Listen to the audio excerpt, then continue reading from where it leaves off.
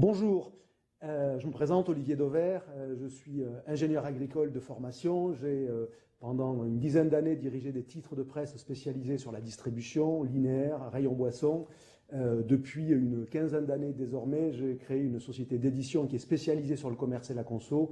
On publie des ouvrages sur le commerce, sur la consommation, des études, des veilles. J'ai un blog qui est le premier blog aujourd'hui sur le retail et la consommation.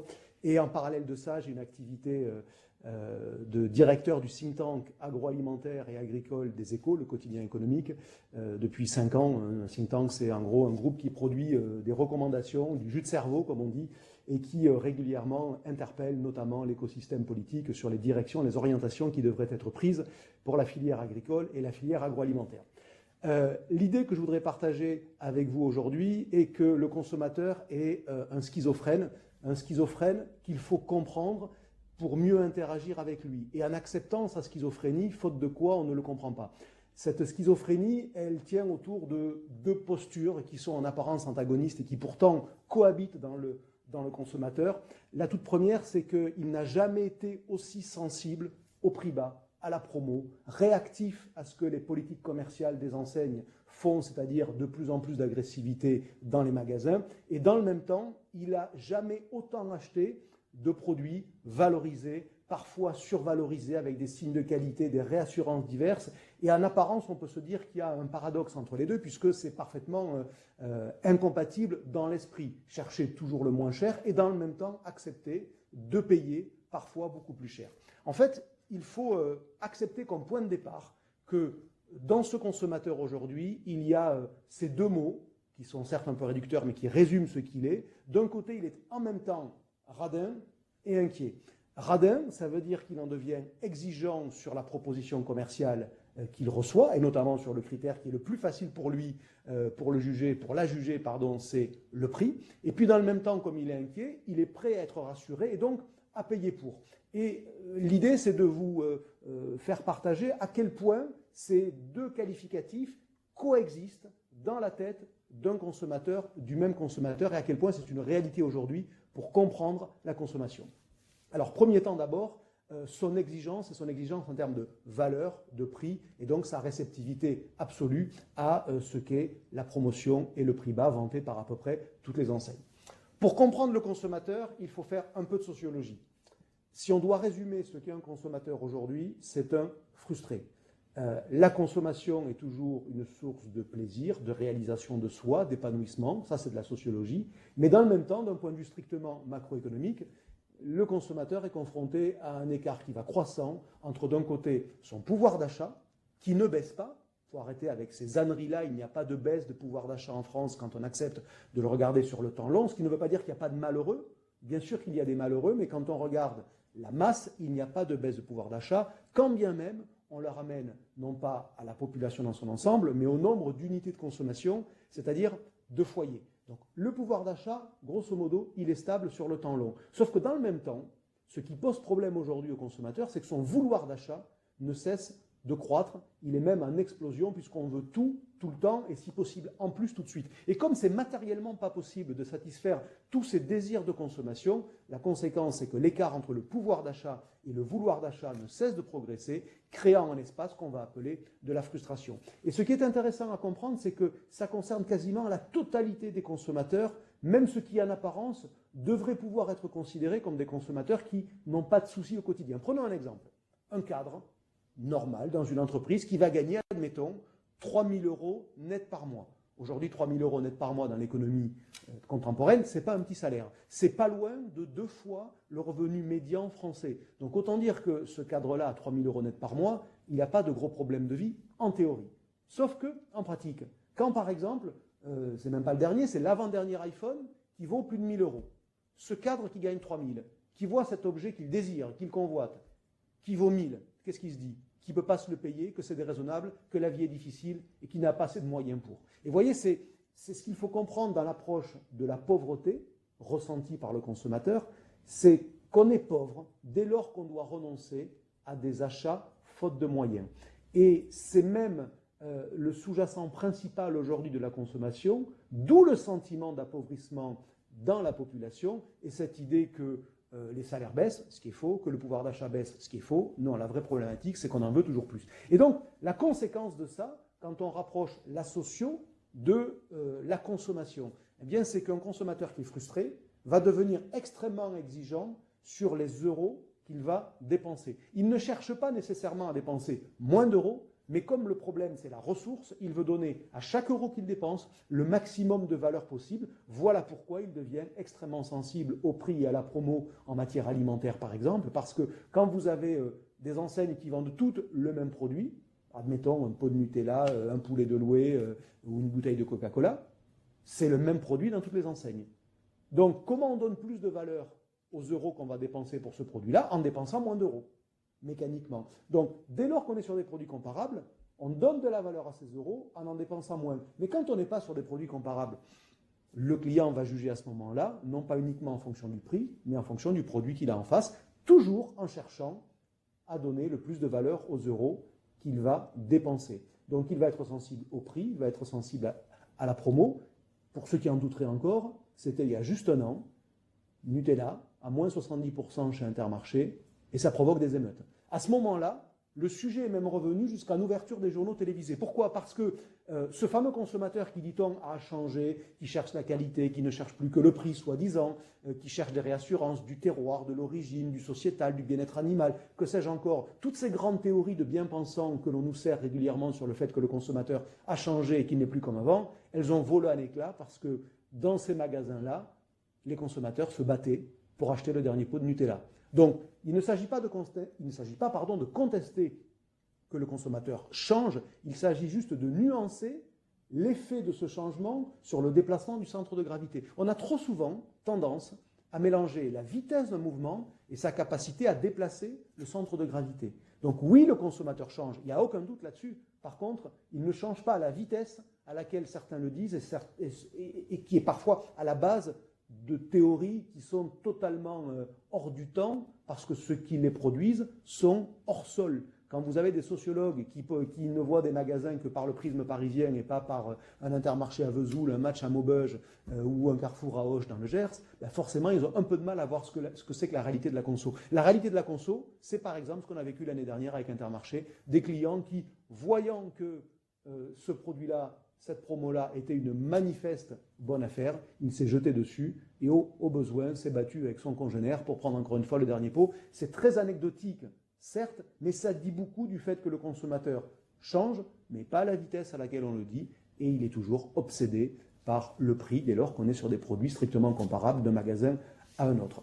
Au-delà de cet exemple, moi je mesure tous les trimestres, via des études que l'on publie, l'évolution de ce qu'on appelle la pression promotionnelle. La pression promotionnelle, c'est l'effort que font les enseignes, trimestre après trimestre, en termes de prospectus. En gros, on regarde combien de prospectus, qu'est-ce qu'il y a dans les prospectus en nombre de produits et combien de magasins suivent les prospectus de chaque enseigne. Et bien, ce qu'on voit globalement, sauf exception, c'est que tous les trimestres, chaque bâton de l'histogramme ici est un trimestre, chaque trimestre produit une hausse de la pression promotionnelle des enseignes. Ça veut dire que pour suivre la promophilie des consommateurs, les enseignes en deviennent mécaniquement promo-dépendantes, parce qu'aujourd'hui, pas de promo, pas de clients. Et on a un exemple, et je vous demande de m'excuser pour le côté un peu difficile en apparence de ce slide, mais qui est le seul, je vous rassure, mais qui montre bien sur un business case d'une enseigne en particulier, qui s'appelle Auchan, qui pèse 15 milliards d'euros de chiffre d'affaires par an, sur une période de 2 ans, c'est-à-dire l'équivalent de 30 milliards, donc excusez du peu, c'est très robuste comme démonstration. J'ai mis en parallèle l'effort promo de l'enseigne et sa conséquence en termes de part de marché. Sur la gauche, vous avez l'effort promo d'Auchan sur 2 années pendant lesquelles l'enseigne a dit qu'elle voulait se désintoxiquer de la promo parce que c'était une drogue. Ce en quoi elle a raison, sauf qu'évidemment, il ne faut pas se sevrer comme ça aussi rapidement parce que les effets sont néfastes. À gauche donc, vous avez en rouge l'évolution de la pression promotionnelle d'Auchan trimestre par trimestre. Et en vert, l'évolution de la pression promotionnelle de ses concurrents. Et vous voyez que sur chacun des trimestres de ces 2 années pendant lesquelles Auchan a dit qu'il voulait faire moins de promos, eh bien de fait, il a fait moins de promos que ses concurrents, donc il a perdu de la part de voix. Maintenant, on regarde sur la partie droite du graphique, on regarde la part de marché, c'est-à-dire la conséquence commerciale de cette décision stratégique de tenter de vivre en faisant moins de promos. Au tout début de la séquence, c'est sur les mêmes 2 années, vous avez à peu près une part de marché qui est stabilisée. Un peu au-dessus de 0, un peu en dessous de 0. Et puis très rapidement, parce que l'inertie, ça ne dure qu'un temps, la part de marché, elle s'effondre. Et elle reste durablement en négatif, même si en apparence, en 2017, il y a du mieux. Non, il y a du mieux sur du négatif. Ça veut dire que Auchan a continué à creuser les pertes de part de marché. Pourquoi? Parce qu'il a négligé que si vous ne faites pas de promo, vous n'avez pas de clients. Et ça, c'est la démonstration de cette exigence que le client met sur la proposition commerciale des enseignes, qui donc, de fait, mécaniquement, oblige les enseignes à faire toujours plus de promos, parce que vous imaginez bien que tous les états-majors ont vu cette analyse, et il n'y en a aucun qui, aujourd'hui, est prêt à faire moins de promos. Mais attention à ne pas interpréter cette promophilie et cette promodépendance comme étant une particularité alimentaire. Non, ce n'est pas parce que les enseignes alimentaires seraient plus belliqueuses que la moyenne qu'elles sont plus promotionnées que la moyenne. Pas du tout. C'est parce que le client est ainsi. Parce que sinon, cette promodépendance, on ne la verrait pas sur tous les secteurs. Prenez cet exemple. Quand vous avez début octobre, du moins 50% sur du textile de la collection hiver, ce qui en théorie normalement n'arrive qu'en janvier de l'année suivante, eh bien c'est bien l'illustration que cette promophilie du consommateur, elle concerne tous les secteurs et que du coup ça rend toutes les enseignes promo-dépendantes. Un autre exemple, au moment de la rentrée scolaire, en septembre 2018, septembre dernier, But qui promet 200% remboursé. Ça veut dire quoi? Ça veut dire que l'aspirateur que vous voyez sur ce prospectus, je l'ai acheté, parce qu'évidemment je l'ai fait 40 € et j'ai touché 80 € de bons d'achat de But. Vous imaginez quand même pas un instant que les enseignes seraient dans cette espèce de masochisme qui consisterait à subventionner leur activité si elles n'avaient pas diagnostiqué que c'est parce que le consommateur est ainsi qu'elles doivent apporter cette réponse-là. Donc oui, il faut entendre et accepter l'idée que dans la moitié de lui-même, le consommateur est plus exigeant parce que plus radin que jamais, tout ça pour donner le plus de valeur aux euros qu'il dépense, parce que son problème fondamental dans sa vie de consommateur, c'est que son désir est supérieur à son pouvoir. Et donc, il interagit en permanence avec cette ambition-là, comment je vis en frustré, en donnant le plus de valeur aux euros que je dépense. Mais dans le même temps, au-delà de cette idée que le consommateur n'a jamais été autant sensible au prix bas à la promo, il n'a jamais acheté autant de produits valorisés, parfois même survalorisés. Pourquoi? Parce qu'il est en parallèle inquiet comme il ne l'a jamais été, et que dès lors que vous êtes inquiet, parce que c'est une réaction finalement assez naturelle, vous êtes prêt parfois même à payer pour être rassuré, parce que vous voulez absolument être rassuré et lever toute forme d'inquiétude. Et donc je vous propose pour illustrer ça, ce que j'ai appelé une preuve par 4. Oui, le terreau est plus fertile qu'il ne l'a jamais été pour la valorisation alimentaire, parce que ce consommateur est inquiet et que du coup, même si ça apparaît paradoxal avec ce que je vous ai dit pour démarrer, il est prêt à payer, mais parce qu'il a en face quelque chose qui, selon lui, le vaut bien. Premier élément de démonstration de cette inquiétude et de la conséquence qui est que le consommateur est prêt à payer pour des réassurances, c'est que déjà, il faut repartir du début. Oui, il est inquiet comme il ne l'a jamais été. Quelques chiffres pour l'illustrer. Sur la partie gauche, vous avez la part des consommateurs qui disent avoir confiance dans l'agriculture, qui est quand même le premier maillon de toute la filière agroalimentaire. Vous avez aujourd'hui 30% des consommateurs, presque 1 sur 3, qui dit ne pas avoir confiance dans l'agriculture française. C'est un niveau que l'on n'a jamais connu en France et qui ne cesse de croître. Quand on le détaille, c'est les histogrammes du milieu. En filière, sur certaines filières qui ont été un peu mises en cause sur le mode d'élevage, sur l'alimentation par exemple, vous avez jusqu'à 40% des consommateurs sur le marché de la volaille, sur le produit volaille, qui disent ne pas faire confiance à l'agriculture française. C'est un terreau qui est à la fois extrêmement inquiétant et anxiogène, parce que c'est quand même dommage d'avoir probablement un niveau agricole, des pratiques culturelles, des pratiques d'élevage qui sont objectivement très élevées, et qui pourtant, dans le même temps, ne sont pas reconnus par le consommateur. Donc ça, c'est le côté très embêtant de ce genre de chiffres. Par contre, le côté finalement positif, c'est que celui qui est capable d'apporter des réassurances qui lèvent ces inquiétudes-là, il va donner de la valeur mécaniquement à son produit, et le client va le suivre. Et puis enfin, sur la partie droite, vous avez quelque chose qui est plus tendanciel, c'est par rapport à il y a 40 ans, un laps de temps volontairement long pour qu'on diagnostique le ressenti en termes d'évolution, est-ce que vous diriez que les produits sont de meilleure qualité, de plus en plus sains, ou l'inverse? Résultat, vous le voyez, 61% des consommateurs considèrent que les produits aujourd'hui sont moins sains et de moins bonne qualité. Qu'importe que ça soit vrai ou faux, parce qu'il se trouve que c'est quand même plutôt faux, encore une fois, les pratiques culturelles, les pratiques d'élevage, les pratiques industrielles ont objectivement progressé. Si c'est ce que le consommateur ressent, vous êtes contraint de l'accepter, parce que quand on est dans une transaction avec un consommateur, parce qu'on est dans le B2C, il faut accepter l'idée que la rationalité doit s'effacer devant la perception. Donc si le consommateur pense ça, il faut l'accepter et interagir avec, et donc apporter des réassurances.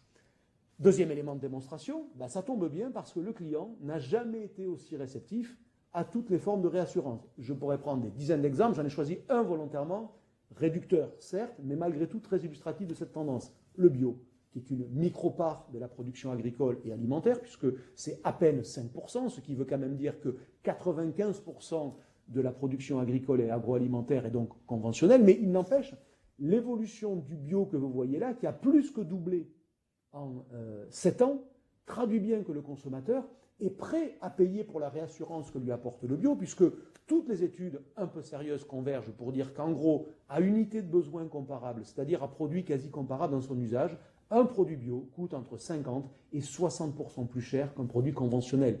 Donc si le client, avec malgré tout cet écart de prix qui est aussi élevé, accepte de suivre l'offre et donc de faire doubler, plus que doubler les volumes passés de un peu plus de 3 milliards à 8 milliards en 2017 et le mouvement est encore en train de continuer, c'est donc qu'il est réceptif aux réassurances et donc en creux qu'il est prêt à les payer.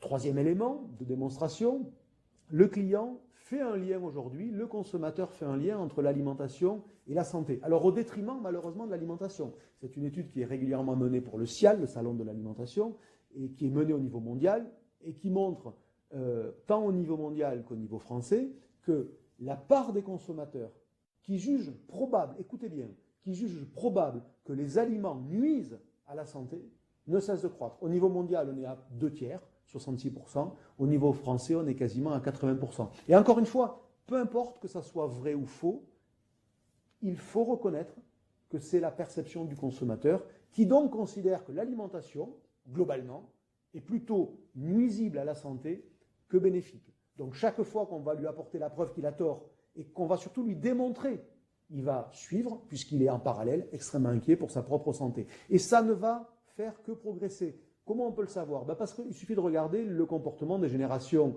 qui arrivent dans leur vie de consommateur, ces fameux millennials. Je me suis amusé à regarder leur lien à la consommation de produits d'inspiration végétale, qui est une tendance actuellement qui pèse en tant que telle très peu, mais par contre qui va très vite. Et c'est intéressant de voir que quand on considère que la population dans son ensemble est sur un indice de 100, les millennials spécifiquement sur des produits comme le traiteur végétal, comme les laits végétaux, comme les compotes, c'est du végétal par définition, comme les jus frais, c'est du végétal par définition, ils sont systématiquement en surconsommation. Ça veut dire que leur appétence pour ces produits-là est beaucoup plus forte que la moyenne de la population, parce que dans sa tête, il y a un lien entre le végétal et un effet moins nuisible que l'animal sur sa santé. Si on prend le cas de la viande, il est frappant. 2018 a été la 4e année consécutive de baisse des ventes de viande. Tout simplement parce que dans l'imaginaire, à tort ou à raison, mais c'est ainsi, il y a un lien entre la consommation de viande et des effets défavorables sur la santé. Donc, quand le consommateur a une perception, vous voyez qu'il réagit en fonction de cette perception. Donc il faut l'accepter, quand bien même sa perception repose sur des éléments qui sont faux ou non démontrables. Alors, la version la plus caricaturale, c'est qu'on a vu l'année dernière une enseigne, Naturalia, qui est l'enseigne de produits bio du groupe Casino, lancer une déclinaison végane. Ça veut dire que cette appétence végétale est allée jusqu'à infuser les stratégies des enseignes quasiment dans la caricature et à créer une enseigne spécialisée, un concept spécialisé de produits véganes. Et puis enfin, dernier élément de démonstration sur cette fameuse preuve par 4 de ce consommateur qui est prêt à payer pour des réassurances, c'est que, oui, dans les faits, il valorise sa consommation alimentaire et que ce n'est pas incompatible avec en parallèle cette fameuse quête de prix bas ou d'appétence pour la promotion. Vous avez à gauche l'évolution des ventes de produits alimentaires en grande distribution depuis 8 ans, donc ça donne de la robustesse par le temps long que l'on observe, en volume. Donc en rouge en volume, Vous voyez qu'on est aux alentours de 0, voire même négatif depuis 3 ans parce que la distribution perd des parts d'estomac. Et à droite, vous l'avez en valeur, en chiffre d'affaires. Vous voyez que là aussi, on se rapproche année après année de 0, mais on est au-dessus de 0 avec un écart systématique entre l'évolution en valeur, en chiffre d'affaires, et l'évolution en volume. C'est les histogrammes que vous voyez sur la droite. Chaque année, le consommateur, à unité de besoin comparable, accepte de dépenser un tout petit peu plus que ce qu'il faisait l'année précédente, ce qui veut bien dire qu'il est absolument réceptif aux réassurances, à la condition quand même qu'il les comprenne. La conséquence un peu plus macro de cette tendance-là, eh bien, c'est qu'on commence à voir, après 50 ans de baisse, une inversion de la courbe de la part des dépenses alimentaires dans le budget des ménages. Si vous regardez bien, vous voyez qu'à peu près fin des années 2000, on est en 2007 dans l'exemple pris ici, on voit cette inflexion de la courbe parce que l'alimentaire reprend de l'importance dans le budget des ménages, notamment grâce ou à cause, parce que chacun peut le voir comme il veut, à toutes ces inquiétudes sur lesquelles certains ont apporté déjà des réponses, sur lesquelles le consommateur est réceptif puisqu'il achète. Donc, bonne nouvelle, c'est que le consommateur valorise sa consommation alimentaire. Mauvaise nouvelle, c'est qu'il le fait sur la base d'une inquiétude. Sauf que si la conséquence est plutôt une reprise de la part de l'alimentaire dans le budget des ménages, on va considérer que pour la filière agro, ce n'est pas une mauvaise nouvelle. Les distributeurs qui ne sont pas les derniers à comprendre ce comportement du consommateur, par principe, puisque c'est eux qui, dans la filière alimentaire, sont le plus en contact du consommateur, eh bien, ils suivent de deux manières. Par leur politique marchandise, ça veut dire par la construction de leurs assortiments, mais aussi par les magasins, alors de manière très illustrative, et presque anecdotique, parce que je ne pouvais pas vous prendre des dizaines et des dizaines d'exemples, juste quelques-uns. Voyez, regardez ce que fait une enseigne comme Carrefour sur le marché de la volaille. Carrefour a créé, il y a maintenant quelques années, un produit, le poulet fermier Label Rouge, donc cahier des charges classique de Label Rouge, avec une surréassurance, une réassurance supplémentaire avec l'absence d'antibiotiques. Ce produit-là est un carton, tout simplement parce qu'il correspond à une crainte sur laquelle le distributeur répond par une réassurance qui évidemment coûte de l'argent, mais que le consommateur accepte de mettre parce qu'il la comprend. La valeur qu'un consommateur ne comprend pas ne se transforme jamais en euros sonnant et trébuchant. La valeur qu'un consommateur comprend, et qui plus est, si elle s'appuie sur une crainte, eh bien dans ces cas-là, le consommateur, il vous suit. La preuve, cet exemple du poulet fermier d'Auvergne sans antibiotiques de Carrefour. Les distributeurs, donc, suivent dans leurs assortiments. Ils suivent aussi dans les concepts magasins. Un exemple. Et je vous amène loin des grands centres urbains où on voit des magasins un peu flagship, des concept stores qui effectivement ne ressemblent à rien de duplicable parce qu'ils sont bâtis dans des zones extrêmement favorisées. Non, là on est dans un Leclerc et on est à Moulins dans l'Allier.